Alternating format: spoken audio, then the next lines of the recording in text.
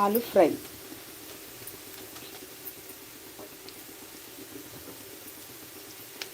ఇలా చాలా బాగుంటుంది ఆలు ఫ్రై. మీరు ట్రై చేసుకోండి. ఎలా చేశానో చెప్తాను. ఫస్ట్ అయితే నాన్ స్టిక్ ప్యాన్ తీసుకుని అందులో ఆయిల్ వేసి అది హీట్ అయ్యాక ఆలు ముక్కలన్నిటిని కూడా దాంట్లో వేయాలి.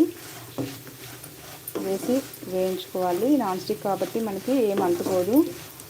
వాటర్లో అయితే ఈ ఆలు పీసెస్ అన్నీ కూడా కట్ చేసి వాటర్లో వేసి తీసేసి తర్వాత వేసుకోవాలి గిన్నెలో. అలా అయితే గిన్నెలో కింద అడుగంటకుండా ఉంటుంది. ఇలా చేసుకున్న తర్వాత కాస్త వేగాక హాఫ్ వేగిన తర్వాత కాస్త పసుపు సాల్ట్ వేసుకొని లాస్ట్లో కారం 2 వెల్లుల్లి రెబ్బలు కూడా దంచి వేస్తే చాలా బాగుంటుంది. చూడండి.